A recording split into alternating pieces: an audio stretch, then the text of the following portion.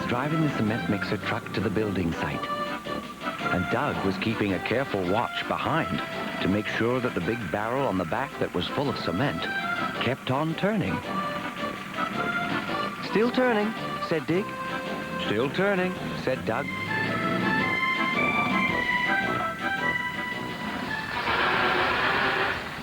When they arrived, Mr. Rubble was already waiting.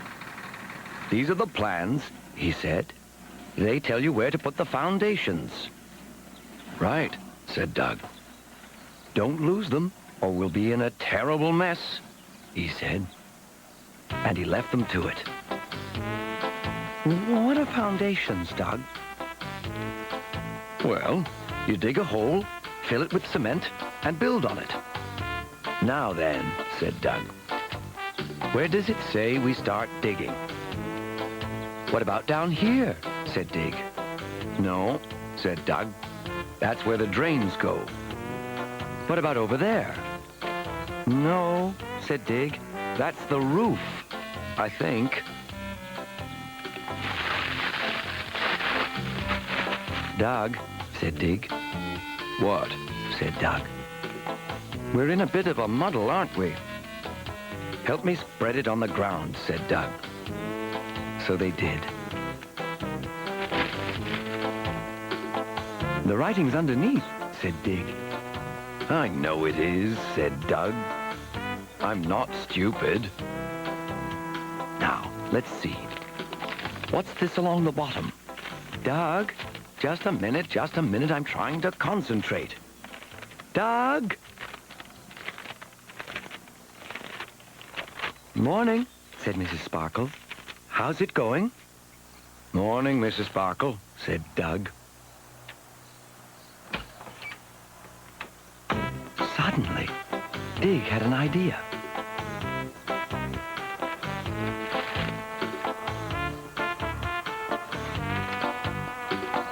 "Much better," said Doug. "We can see what we're doing now." "If you start digging, Doug, I'll make sure you're digging in the right place." "Right," said Doug. "Off we go then."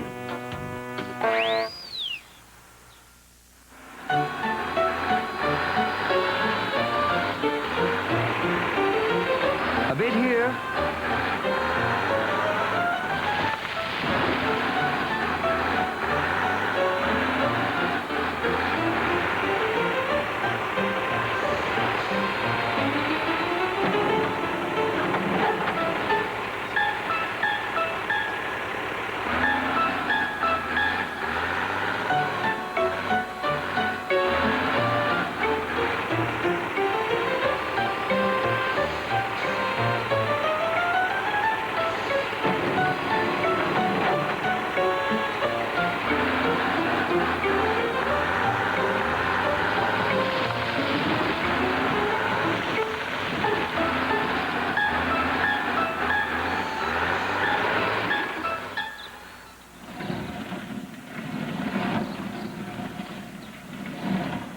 "The next job is to fill it with cement," said Doug, admiring the hole.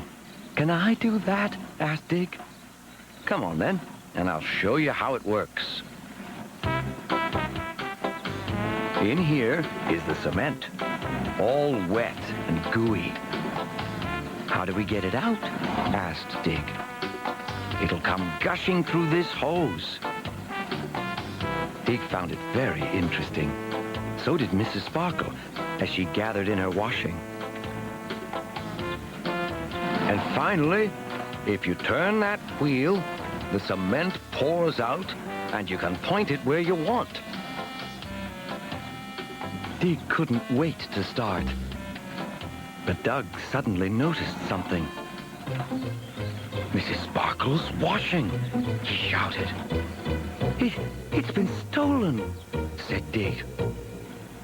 "And so have Mr. Rubble's plans." Dig and Doug hurried off to ask if anyone had seen anything. They tried Beth, who was doing some measuring. But there was no sign of the washing, no sign of the plans, and no one left to ask. "Except Mrs. Sparkle," said Dig. She wouldn't steal her own washing, said Doug. Come on, let's start the cement and hope for the best.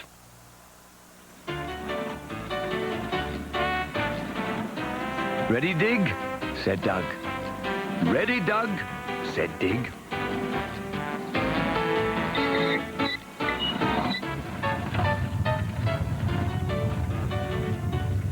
Can't see anything yet.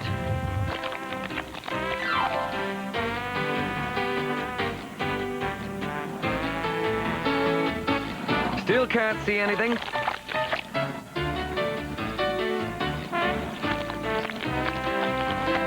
That's it. We're running now. And it's filling up fast. Just watch where you point it, that's all. Hello, Uncle Doug, called Daisy. Ooh, that looks like fun, Dig. Can I have a turn? Ooh, a job for experts, I'm afraid, Daisy.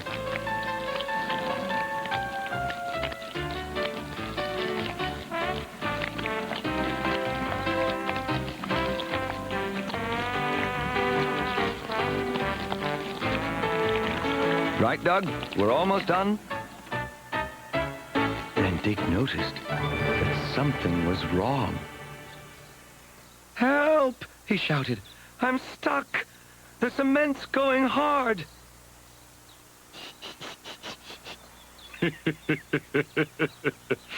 It's not funny, he shouted. It's an emergency. Then Daisy had an idea, which she passed on to Doug.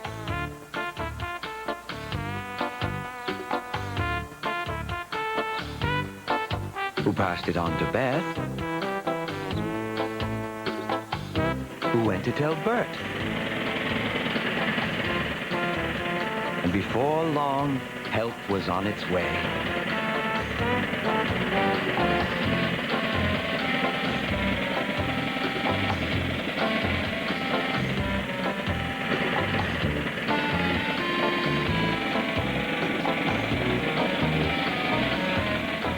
Thanks, Doug.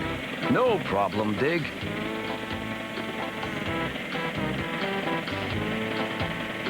Having fun? Said a voice suddenly. It was Mr. Rubble.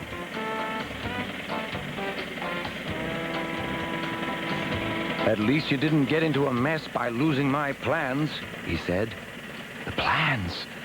And Mrs. Sparkle's washing. Dig and Doug had almost forgotten.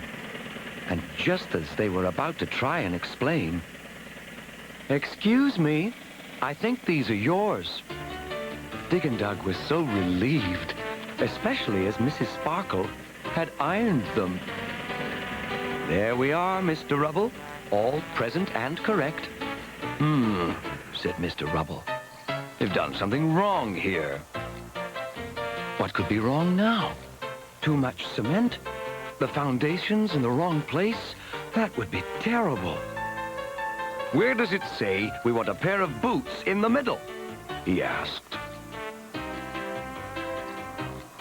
Dig had left his behind, which made everyone laugh, even Mr. Rubble.